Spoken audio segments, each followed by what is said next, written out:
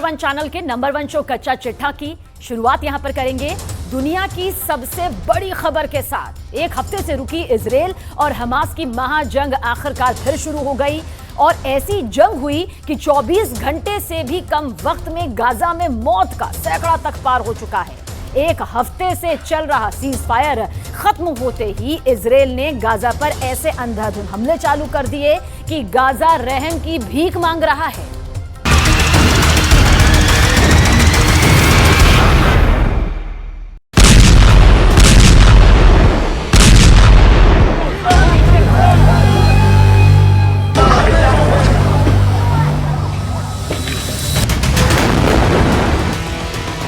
सात दिन के सन्नाटे के बाद इजराइल के हमलों ने गाजा को चीर डाला।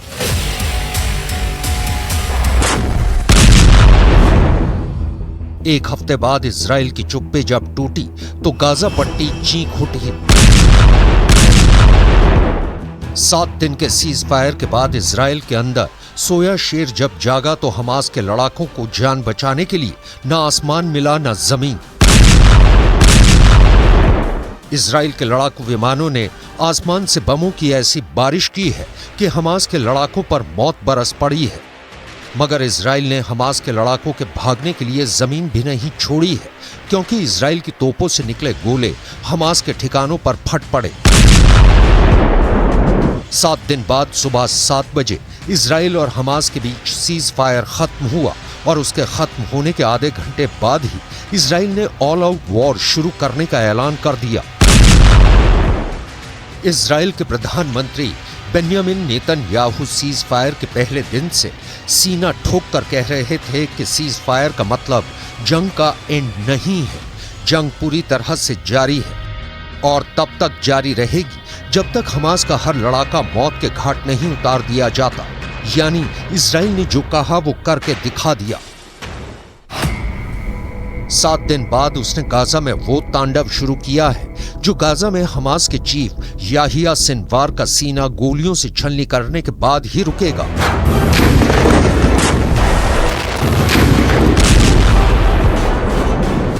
इजराइल का दावा है कि याहिया सिनवार 7 अक्टूबर के हमले का मास्टरमाइंड है और माना जा रहा है कि याहिया सिनवार इस भीषण युद्ध में भी गाजा में ही मौजूद है।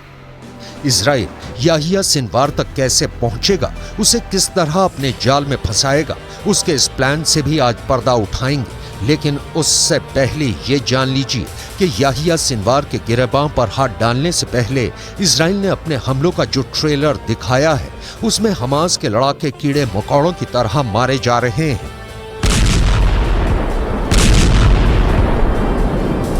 सीज फायर खत्म होते ही इजराइल ने एक एक दिन की अपनी खामोशी का हिसाब बराबर करना शुरू कर दिया है। उसने बीते 7 दिन की अपनी सारी भड़ास निकालनी शुरू कर दी है। इजराइल की वॉर का पार्ट 2 इतना भयानक है कि 24 घंटे से भी कम वक्त में गाजा में लाशों का अंबार लग गया है। हर पल मरने वालों का आंकड़ा बढ़ता जा रहा है। شوف هاي الدمار معسكر كامل يباد في قنابل الله على ايش هي هذه القنابل بادونا وبادوا المعسكر كله وبادوا غزه ما ضلش فينا حد هيك العرب كلهم بدهم يموتونا। गाजा के आसमान में इजराइल के फाइटर जेट मंडरा रहे हैं तो जमीन पर उसके टैंक अपना शिकार ढूंढ रहे हैं। इजराइल की सेना और हमास के लड़ाकों के बीच भयानक गन फाइट भी चल रही है। गाजा के उत्तर में जबालिया रिफ्यूजी कैंप से लेकर मध्य से लेकर दक्षिण में खान यूनिस तक, यहां तक कि मिस्र की सीमा के पास रफा शहर तक गाजा में हर तरफ इजराइल बम और गोले गिरा रहा है। लेकिन इजराइल ने सबसे बड़ा हमला किया है दक्षिणी गाजा पर, गाजा के उस दक्षिणी हिस्से पर जो कि बाकी इलाकों के मुकाबले महफूज माना जा रहा था, क्योंकि इजराइल ने गाजा के लोगों को वहीं पनाह लेने की सलाह दी थी। मगर इजराइल अब गाजा पर रत्ती भर रहम दिखाने को तैयार नहीं। The IDF has published an evacuation zone map in Gaza, and we urge uninvolved civilians to evacuate along the designated routes away from the specific areas of Hamas terror activity for their own safety. Israel बेधड़क दक्षिणी Gaza पर वार कर रहा है और उसकी सेना ने दक्षिणी गाजा के खान यूनिस शहर को खाली करने का फरमान सुना दिया है। खबर है कि इजराइल की सेना ने खान यूनिस में पर्चे गिराकर लोगों को वहां से रफ़ाह की तरफ रुख करने को कहा है, मगर इजराइल खान यूनिस के साथ रफ़ाह पर भी हमले कर रहा है। यानी गाजा में हर तरफ मौत खड़ी है। और खास तौर पर वहां का खान यूनिस शहर कब्रिस्तान बनने वाला है। खान यूनिस दक्षिणी गाजा का सबसे बड़ा और सबसे अहम शहर है। खान यूनिस शहर इजराइल की हिट लिस्ट में है क्योंकि खान यूनिस शहर को याहिया सिनवार का गढ़ माना जाता है। कहा जा रहा है कि हमास का खूंखार नेता याहिया सिनवार खान यूनिस शहर में ही छिपा बैठा है।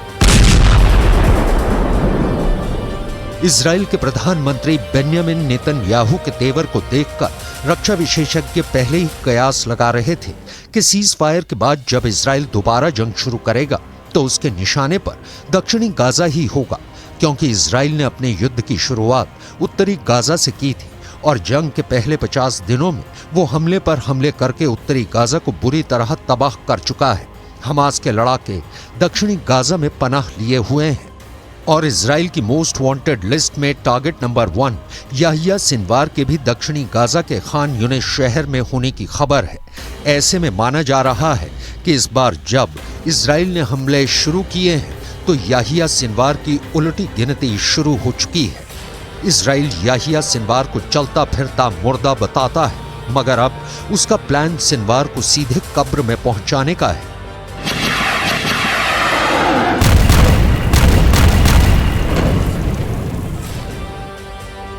अगर इस बार इजराइल ने किल सिनवार प्लान को हरी झंडी दे दी तो बीते 12 साल से इजराइल अपने जिस दुश्मन को ठिकाने नहीं लगा पाया, अब उसके रास्ते का वो रोड़ा हमेशा हमेशा के लिए हट जाएगा।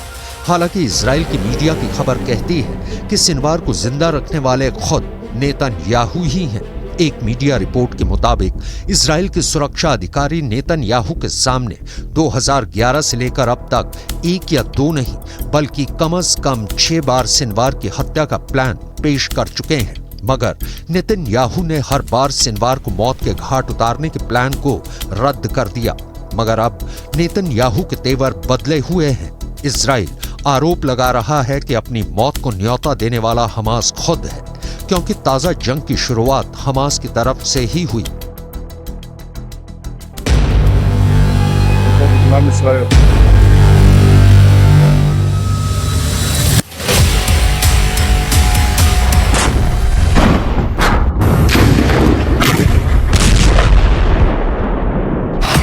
उसने सीज फायर के दौरान गाजा से इजराइल पर रॉकेट दागे और तो और जिस यरूशलेम शहर को इजराइल अपनी राजधानी बताता है, वहां भी हमास ने अपने 2 लड़ाके भेजकर दिन दहाड़े सरेआम कत्लेआम करा दिया।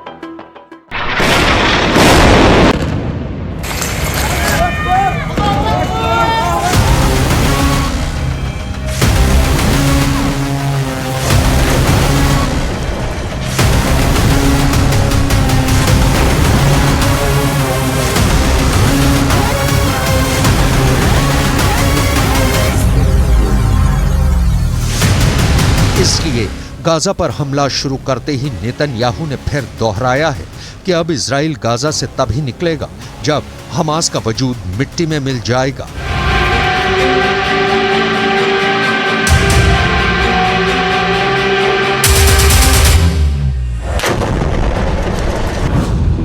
लेकिन इजराइल के हमलों का हमास पर रत्ती भर का असर नहीं पड़ा है, क्योंकि हमास ने भी अपने तेवर दिखा दिए हैं।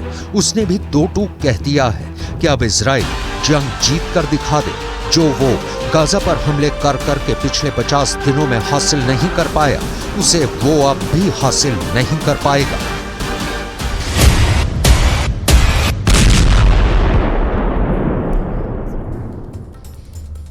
देखिए, इजराइल की महाजंग के से दूसरे चरण से हमास के नेता थर-थर कांप रहे हैं, क्योंकि इजराइल ने अपनी खुफिया एजेंसी मोसाद को उस शख्स के मर्डर का ऑर्डर दे दिया जो हमास का सिर है।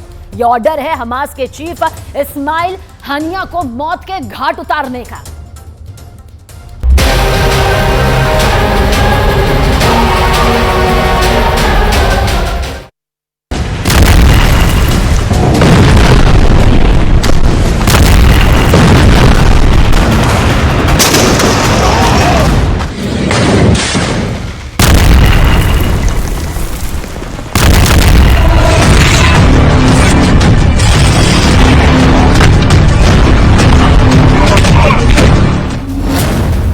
गाजा से लेकर कतर तक, इस्माइल हनिया से लेकर याहिया सिनवार तक हमास के नेताओं के बीच हड़कंप मचा है। एक एक को अपनी जान का डर सता रहा है, क्योंकि इजराइल ने हमास के नेताओं को ठिकाने लगाने का ऑर्डर दे दिया है। इजराइल के प्रधानमंत्री बेन्यामिन नेतन्याहू पिछले हफ्ते ही पूरी दुनिया के सामने ताल ठोक कर कह चुके हैं कि उन्होंने अपनी इंटेलिजेंस एजेंसी मोसाद को लिख कर दे दिया है कि हमास का एक भी नेता जिंदा नहीं बचना चाहिए, फिर चाहे वो गाजा में हो या गाजा के बाहर। हमास के नेता दुनिया के किसी भी कोने में छिपे हों, अब मारे जाएंगे।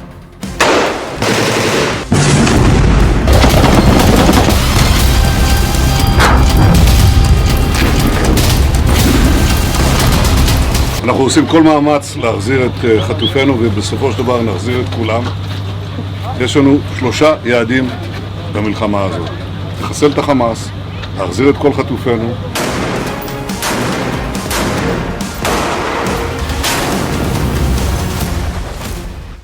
ऊपर से इस बीच मोसाद के हेड कतर पहुंच गए। वो कतर जहां हमास का सबसे बड़ा नेता इस्माइल हनिया बैठा है, वहां मोसाद के चीफ ने कतर के पीएम से भी मुलाकात की। मोसाद के चीफ के कतर दौरे ने हमास के रोंगटे खड़े कर दिए हैं, क्योंकि इजराइल के सबसे बड़े दुश्मन हमास को हलाल करने का ये सबसे बड़ा जिम्मा सौंपा गया है इजराइल की खुफिया एजेंसी मोसाद को। वो मोसाद जिसके जासूस इजराइल के दुश्मन को पाताल से भी ढूंढ निकालते हैं।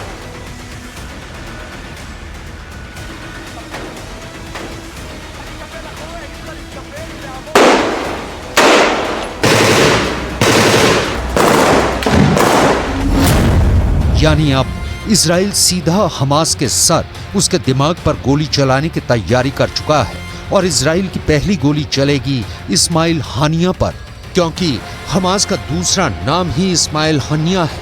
शुरुआत से हमास से जुड़ा हनिया 2017 से हमास का हेड है। आज अगर हमास इजराइल की आंख में आंख डालकर उससे बात कर रहा है तो उसकी वजह हनिया है। हमास की जंग की लड़ने की इस ताकत के पीछे हानिया का बहुत बड़ा हाथ है। हानिया सुन्नी मुसलमान है, मगर इस बात को भुलाकर उसने शिया ईरान से करीबियां बढ़ाकर हमास को हथियार से लेकर ट्रेनिंग और फंड, वो सब कुछ दिलवाया, जिसकी बदौलत हमास 7 अक्टूबर जैसा इजराइल पर अब तक का सबसे बड़ा हमला कर पाया।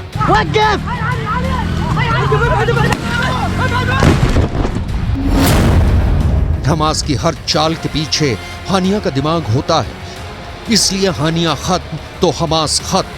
तो क्या हानिया को मार डालेगी मोसाद? इजराइल युद्ध के पहले दिन से ही कह रहा है कि गाजा की ये लड़ाई तब तक नहीं रुकेगी जब तक हमास हलाल नहीं हो जाता, और हमास तभी खत्म होगा जब उसे चलाने वाले इस्माइल हनिया जैसे नेता मिट्टी में मिलेंगे। लेकिन इस्माइल हनिया पिछले कुछ साल से इजराइल से मीलों दूर पश्चिम एशिया के देश कतर में बैठा है। कतर ही इजराइल और हमास के बीच मध्यस्थता करवा रहा है, और कतर अमेरिका का पुराना साथी है। खबर यह भी है कि कतर इजराइल को साफ कह चुका है कि वो उसके यहाँ बैठे हमास के नेताओं पर हमला बर्दाश्त नहीं करेगा, और खुद नेतन्याहू कतर से वादा कर चुके हैं कि इजराइल कतर में कोई ऑपरेशन नहीं करेगा। मगर अपने दुश्मनों के आगे इजराइल को कुछ नजर नहीं आता, तभी तो उसने हमास के नेताओं को ठिकाने लगाने के लिए मोसाद जैसी अपनी एजेंसी को जिम्मा सौंपा। इसी बात से साफ है कि इजराइल के इरादे खूंखार है। मोसाद इजराइल के दुश्मनों को मौत के घाट उतारने के लिए पूरी दुनिया में बदनाम है। मोसाद इतने खुफिया तरीके से अपने ऑपरेशन चलाती है कि किसी को कानो कान खबर नहीं लगती। मोसाद के जासूस दूसरे देशों में घुसकर इजराइल के दुश्मनों को मौत के घाट उतारकर गायब हो जाते हैं, और उन देशों की खुफिया एजेंसियों तक को भनक नहीं लगती। मोसाद के जासूस अपने पीछे एक सुराग नहीं छोड़ते, तभी तो उनके ऑपरेशन साबित नहीं हो पाते। मोसाद को जो जानता है वो उसके मर्डर वाले ऑपरेशन से भी अच्छी तरह से वाकिफ है। नेतन्याहू को इसीलिए मोसाद पर पूरा भरोसा है। 2010 में मोसाद ने दुबई के एक होटल में हमास के नेता की हत्या कर दी थी। 2018 में मोसाद ने मलेशिया में फिलिस्तीन के एक वैज्ञानिक को मौत के घाट उतार दिया था। और तो और 1972 के ओलंपिक्स में अपने एथलीटों की हत्या का बदला लेने के लिए मोसाद ने पश्चिम एशिया से लेकर यूरोप तक कसूरवार फिलिस्तीनी संगठन के नेताओं को चुन चुन कर मार गिराया। ये तो ऐसा कांड है जिस पर हॉलीवुड के निर्देशक स्टीवन स्पीलबर्ग 2005 में फिल्म तक बना चुके हैं। इजराइल के दुश्मनों को चुपके से मौत के घाट उतारने के लिए मोसाद की एक खास यूनिट काम करती है। उसके जासूसों को हथियार से भी जान लेना सिखाया जाता है और हथियारों के बिना भी उन्हें बिजली की रफ्तार से इतनी तेज कार और मोटरसाइकिल चलाने की ट्रेनिंग दी जाती है कि अपने काम को अंजाम देने के बाद वो छू मंतर हो जाते हैं।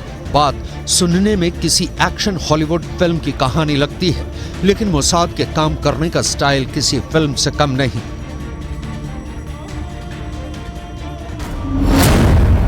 2018 में मोसाद के जासूसों ने मोटरसाइकिल का इस्तेमाल करके ही मलेशिया में फिलिस्तीन के वैज्ञानिक की हत्या की थी।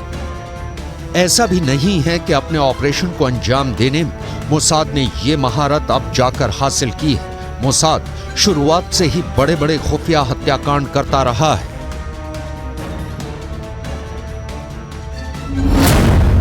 मोसाद की जासूसी की बदौलत ही इजराइल 1967 की जंग में सीरिया से गोलान हाइट्स का इलाका हथिया पाया था और आज भी वहां इजराइल की सेना तैनात है। तब मोसाद ने एली कोहेन नाम के अपने जासूस को सीरिया भेजा था। उस जासूस ने सीरिया की सत्ता में बैठे बड़े बड़े नेताओं से सीरिया की सेना के ऐसे राज उगलवाए कि सीरिया को गोलान हाइट्स गंवाना पड़ा था। इस बार नेतन्याहू का सामना उनके पुराने दुश्मन से है। वो इस्माइल हनिया की रग रग से वाकिफ है, लेकिन हनिया भी जानता है कि मोसाद उसके पीछे है और उसकी एक गलती उसको हमेशा के लिए मौत की नींद सुला देगी।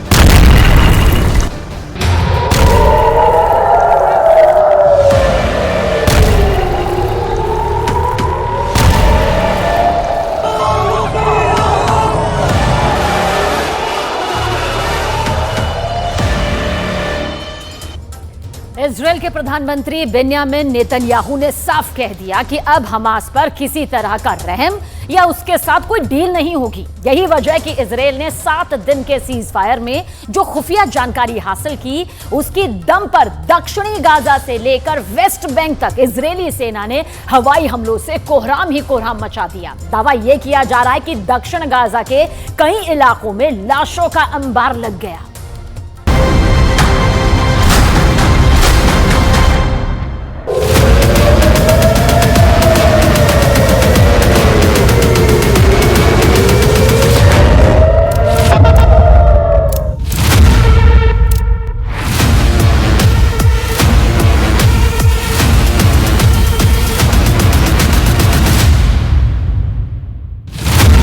वेस्ट बैंक से गाजा तक 267 हवाई हमले।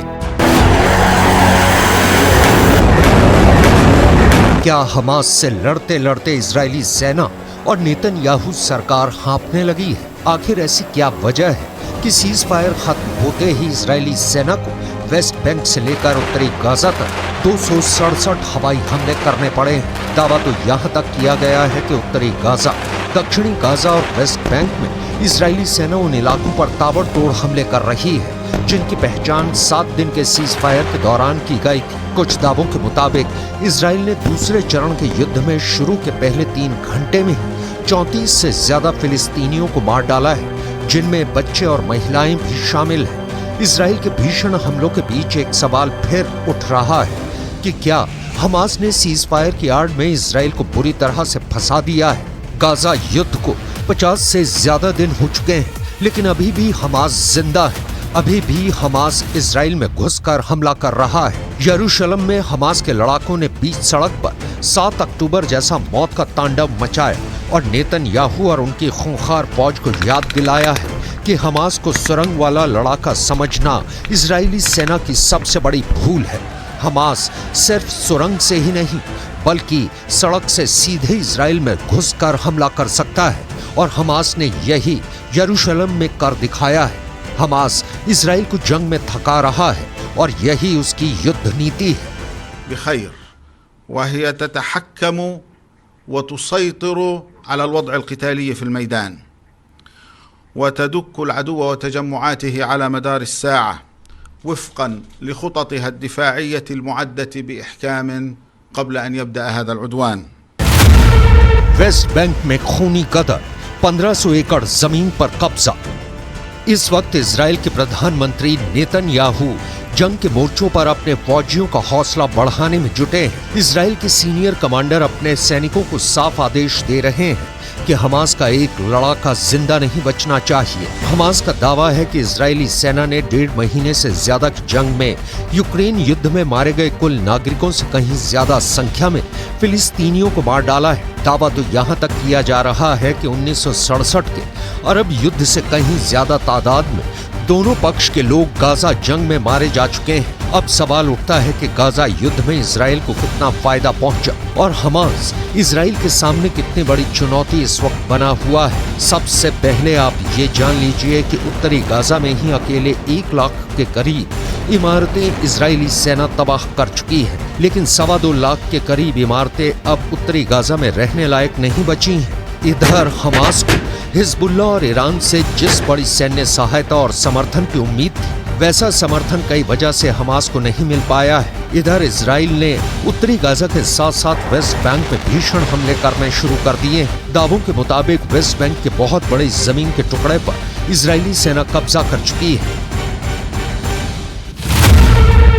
वेस्ट बैंक और पूर्वी यरूशलेम में इजराइल 220 से ज्यादा लोगों को मार चुका है, जबकि 2215 को गिरफ्तार किया है। वहीं 220 घरों को इजरायली सेना ने वेस्ट बैंक में ध्वस्त कर दिया है, जबकि 30 सालों से इजराइल के कब्जे में वेस्ट बैंक की 1500 एकड़ जमीन पर अभी भी कब्जा है। अगर हम पिछले 48 घंटों की बात करें तो इजरायली सेना ने वेस्ट बैंक से लेकर उत्तरी गाजा तक 267 हवाई हमले किए हैं। वेस्ट बैंक के जनिन शहर में इजरायली सेना की जबरदस्त कार्रवाई में दर्जनों फिलिस्तीनियों के मारे जाने की रिपोर्ट है।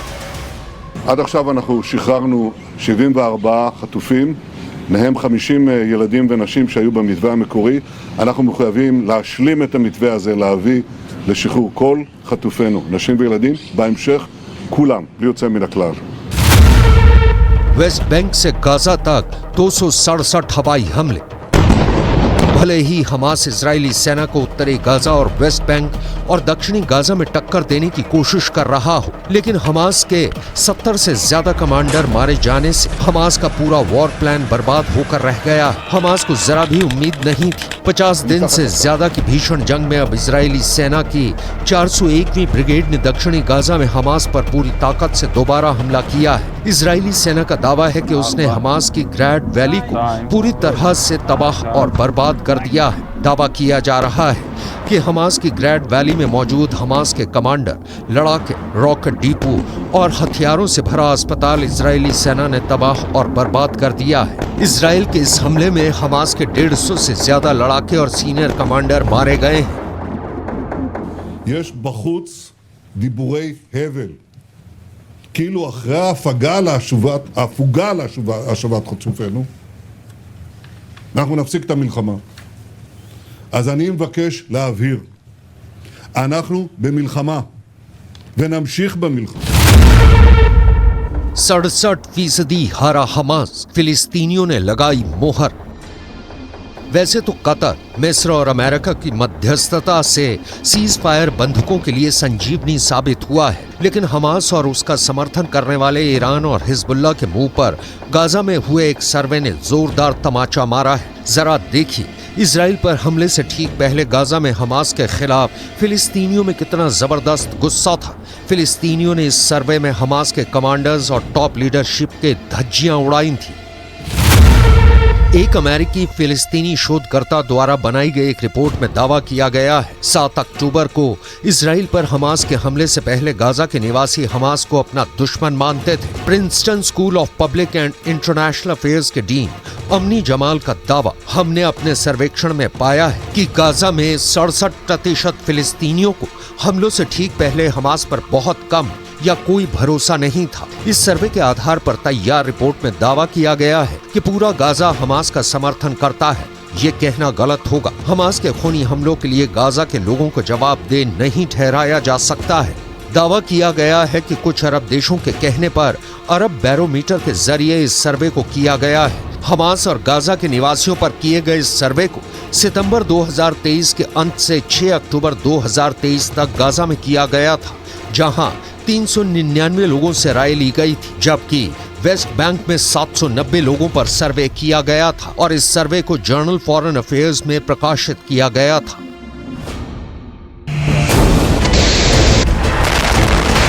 शायद यही वजह है कि इजरायली सेना बेधड़क हमास के लड़ाकों पर हमले कर रही है। इसीलिए वेस्ट बैंक से लेकर उत्तरी गाजा में हमास के बड़े कमांडर मारे जा रहे हैं। इजरायली सेना ने यह किया है कि उसने 10 घंटे की भीषण जंग में हमास के दर्जनों लड़ाके मारे हैं। आईडीएफ की मुख्य पैदल सेना इकाइयों में से एक नाहल ब्रिगेड के सैनिकों ने उत्तरी गाजा के पश्चिम में जबालिया पर भीषण हमला किया है। जबालिया में आउटपोस्ट 17 पर आईडीएफ ने हमास लड़ाकों को मारकर कब्जा कर लिया है। आईडीएफ ने खुलासा किया है कि हमास के लड़ाके जमीन के ऊपर भूमिगत मार्ग से हमले कर रहे हैं।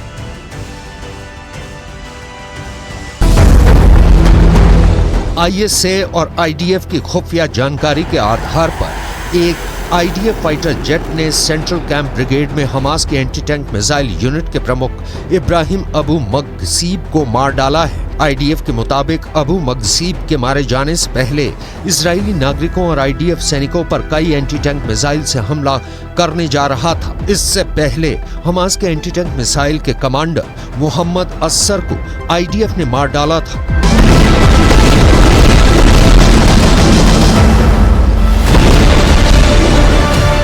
कुल मिलाकर इजराइल हमास के लड़ाकों को बुरी तरह से इसलिए भी मार रहा है ताकि आने वाले दिनों में गाजा और वेस्ट बैंक में हमास का पूरी तरह से सफाया किया जा सके। अब देखना होगा इजराइल अपने व्यापक हमले कितने बड़े पैमाने पर अगले 48 घंटे में करता है।